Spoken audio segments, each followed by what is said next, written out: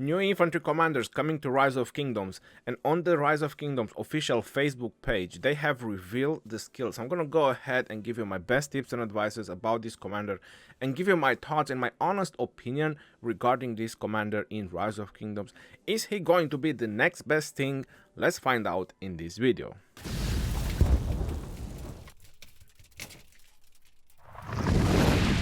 Hello everyone and welcome back to another Rise of Kingdom video. My name is Legend Ronnie and today I'm going to talk about the new infantry commander that will be released in Rise of Kingdoms and most likely in the Season of Conquest on the next Mightiest Governor, because it's going to be the infantry, and in the wheel and in the Mightiest Governor we will get the time when is the infantry commanders. If you don't know how the Mightiest Governors and wheels work in the Season of Conquest, you have archers, you have leadership, you have infantry, you have cavalry, or from wherever you want to start. This is how it's going. And on the Mightiest Governor, I can show you in my game right now, you have the option to choose, and is the same thing that you can do on the Wheel of Fortune. And here you have it, the Mightiest Governor event. As you notice, next to the portrait of Theodora, if I click on that, it allows me to choose the commander I want. So depending on the rank that you acquire in the Mightiest Governor, you get the corresponding sculptures for the commander that you select. Now we already know that Yun is going to be in the Wheel of Fortune and Pakal is going to be on the Mightiest Governor, because there was a small presentation about the new update that was posted on the YouTube, on the Rise of Kingdom official YouTube channel. Going on to the Wheel of Fortune, you notice when I press on the switch button, it allows me to choose between these three commanders because it's the leadership commanders. Next one is going to be infantry for us and for any kingdom that is in the Season of Conquest. Same is in the Mightiest Governor, same is in the wheel. Every 2 weeks, when it's Mightiest Governor and wheel, it's always one specific type of specialization commanders. Like right now is leadership, next week is going to be infantry, after infantry is cavalry, and after cavalry is archers. Going back onto the skill description, as you all know, there were some leaks, or at least there were a couple of pictures about their skill description. And I do have to say that many of them were very similar to what has been posted on the Rise of Kingdom official page, but a couple of things have been tuned down. And when I saw the leaks, and I said that this is going to be the next best pair rallying infantry commanders, they're going to be the next Attila Takeda if this commander will stay like that. But the commanders have been tuned down from the leak, so they probably done their tests on the test server, I suppose, and they realized their strength and their power, and they probably say like, hey, we don't want another Attila Takeda, like what the F, yo, let's just tune down these guys a little bit. And that's exactly what they done. So I'm gonna go through their skills. As you see, infantry, versatility, and attack, again from Wheel of Fortune. Going on to his first active skills is courageous, definitely. No doubt about him, he definitely is. Deals direct damage factor 1700 to the target, so he is a single target commander. If the target has been reduced to 30% or less, units remaining deals an additional damage factor of 300. Now this is very interesting, because usually how these skills or talents work is even when the march of the garrison player or the march of the rallying, because probably want to do counter rally with them, who knows, it goes under 30%, this can go in effect. So you can only notice that when you're rallying, even if the garrison is full, but if his march of the player that is defending the garrison is under 30%, you might benefit on that 300. But you definitely need to do tests to be very accurate about that. In any situation, 1700 is not as high as you think. We have Guan Yu who does 2000, and he definitely does some numbers, but most of the times when you're rallying, he's not being used on rallying. So, which means that infantry doesn't do so high skill damage. So he has been used, Guan and Alex has been used, Guan and Leonidas has a skill which allows him to stack a lot of damage increase. We're gonna get to that part as well. And I can tell you that 1700 damage factor for infantry, or even 2000, is just okay, which might sound crazy because it's a big number, right? For example, a Xiang Yu or an Archer commander having 1700, that is huge. That is because they benefit more from the bonus of the troops regarding skill damage, while infantry don't benefit so much on the skill damage. That is just something that I have noticed throughout my time playing Rise of Kingdoms, playing for 3 years. It's always the archers that benefits the most, is cavalry that are average, and infantry benefits the lowest regarding the skill damage or the damage factor. Going on to his second skill, infantry units led by this commander gain 40% increased attack, and they deal 5% increased damage against cavalry. Kinda rip Jadwiga. Was he specially introduced to be a counter for Jadwiga? Not that she was such a super duper amazing garrison. She was really good. I mean, she is really good compared to what people were expecting. But is this going to be a counter to that, or is this pair of commanders being introduced specifically for Arc? We're definitely going to test a lot and we're going to find out. But so far, single target, 40% attack and bonus to cavalry, I don't see them such or at least him, I don't see him such a powerful field battling commander. Although, like I said, a lot of tests needs to be made. And he also takes extra damage from archers. Means that you should focus with archers if you see this commander on the field, or if this commander is going to read a rally or be in a rally, because this is a skill, you should try to counter it with archers. Stalwart. While on the map, troops led by this commander has a 40% chance. So on the leaks, it was 20% chance. And now it is, on the official one, it is 40%. To take 50% less skill damage. This damage reduction effect can trigger once every 4 seconds. So while this looks really cool, you have to realize that this is every 4 seconds. And with his expertise, we're going to see that the time is going to go a little bit lower. But still, it is every 2 seconds. It's not like Saladin has 30% skill damage reduction, right? Which is permanent. It doesn't matter if he's swarmed or how much skill damage he takes. Or you have Wuzetian or various other commanders, even Jadwiga has skill damage reduction. That is permanent. It works for every single skill that the target gets. So this is a very nice defensive option with a 40% chance. That's a very, very high chance. So I would say that every 4 skills, at least 2 of them should be countered, or every 5, at least 2 of them or 3 of them should be stopped. Something like that, which is pretty huge.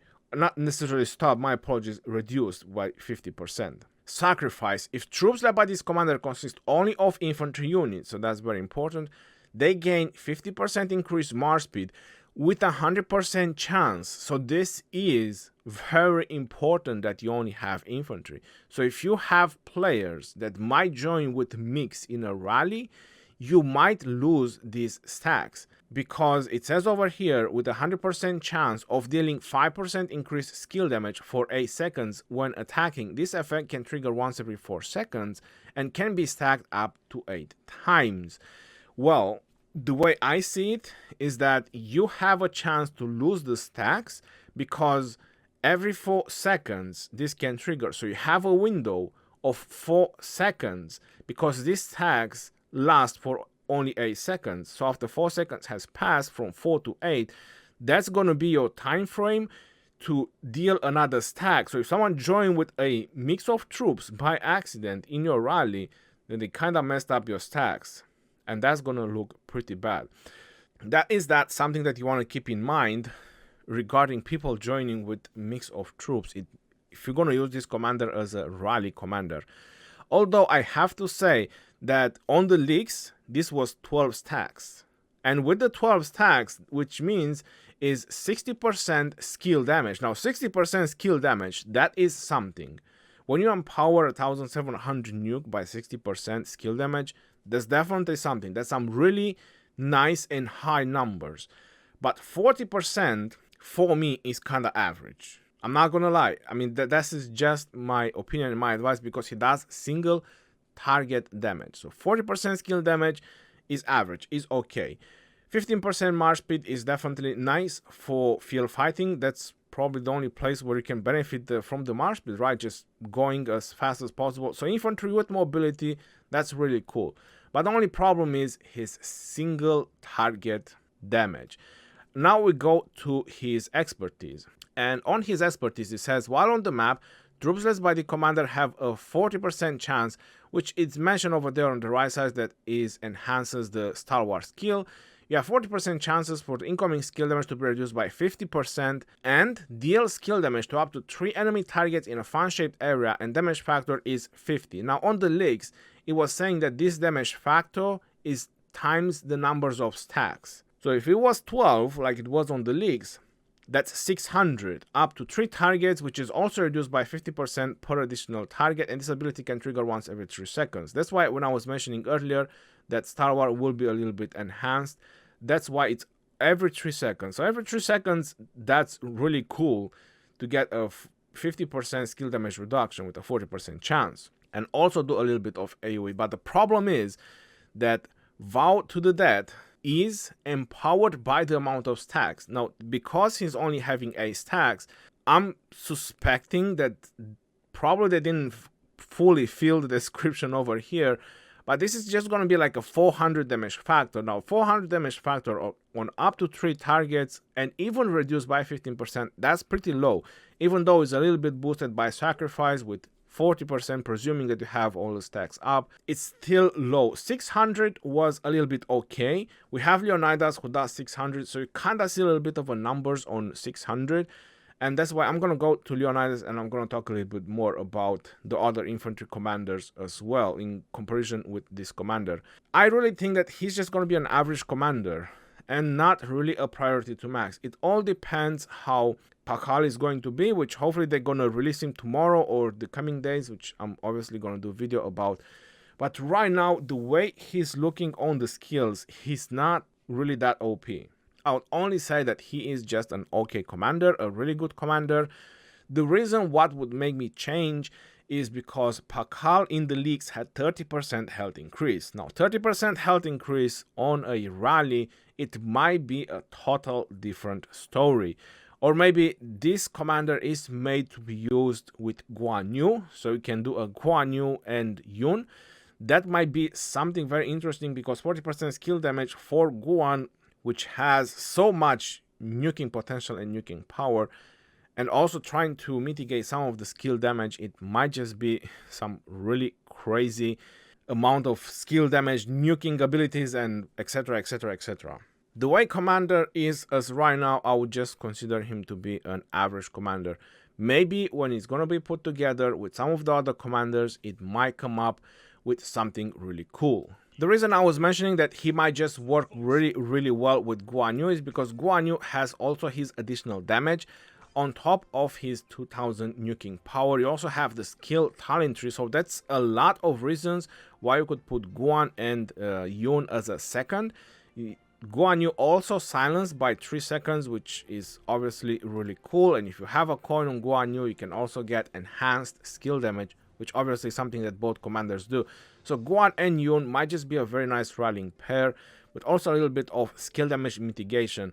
It might just do really good against Zenobia, because Guan also has his conquering skill, which normal attack damage bonus by 15% when attacking strongholds and cities, and the chance to reduce the attack, which is not such an important thing, but it's just something extra to reduce the attack of the target. So a really nice combination would be between Guan Yu and Yun to have some really high amount of nuking power, a lot of attack pack, and all the other good things that you want to think about. Now, the reason I wanted to mention about Leonidas was because of his 4 skill. So while on the map, each attacks have a 25% chance to grant troops led by this commander 5% increase damage for 5 seconds. This effect can stack up to 4 times. That's 40% damage bonus. So Guan Yu and Leonidas have been used as a rally composition. Now, when this is stacked up, is 40% damage increase, and you have Yun, which does 40% skill damage increase.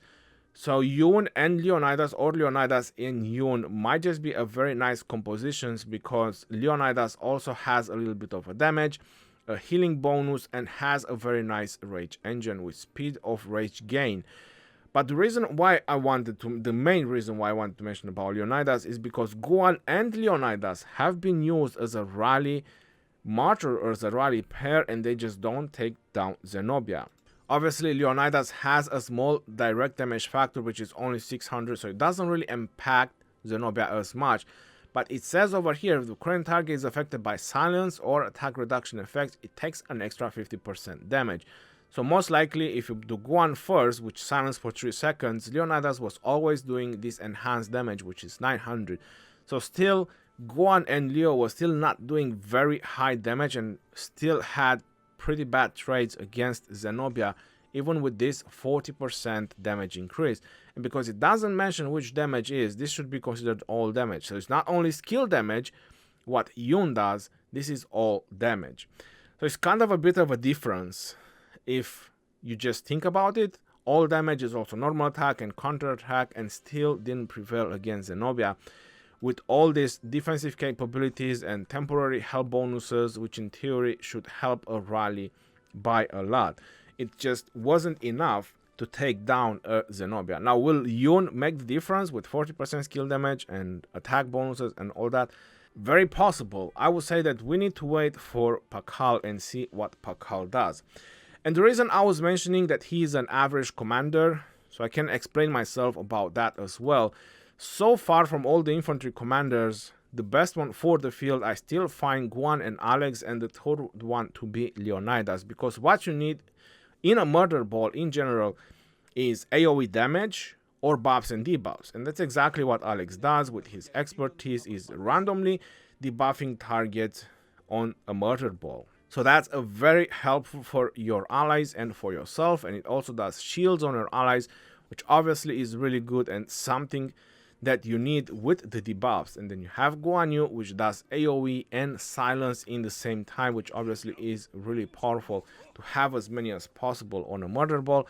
And Leonidas as the third one because of his small AoE, and you can protect a very important commander put as a second to Leonidas. Whichever that is going to be, there's plenty of important commanders, either for AoE purposes, buffing purposes, or whatever other reasons. Or you're just a big fan of Guan and Leo, then there you have it. Is a match-made pair. I just prefer Guan and Alex more because both commanders have more benefits for me on the field. Maybe with Harald might also have an impact on the field or in rallies. As we all know, Harald does 1200 direct damage factor, so being boosted by another 40% skill, it might be something. Obviously, damage bonus, and then you have the 4 skill of Harald with 20% chance of casting his primary skill and making him immune to all defense reduction. But as far as I know, Pakal had the option to remove the debuffs. So that might also be a very nice combination with Pakal and Harald, or Harald and Pakal. But obviously we need to see his skill when he's going to be released. And Harald is also a conquering commander, so he has his infantry attack bonus and damage taken reduction bonus as well, which might just go hand in hand or very nicely with Yun as well. So plenty of combinations that you will be able to make with Yun and the future Pakal that we will see his descriptions in the near future. Very, very interesting commanders, and probably something will definitely come out nicely. But as far as we have seen and as far as we have tried, Guan and Harald is not working, Guan and Leo is not working. So what can Yun bring more special on the table, or Pakal?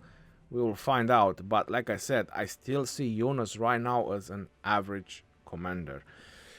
Until next time, this is your boy Legend Ronnie signing off.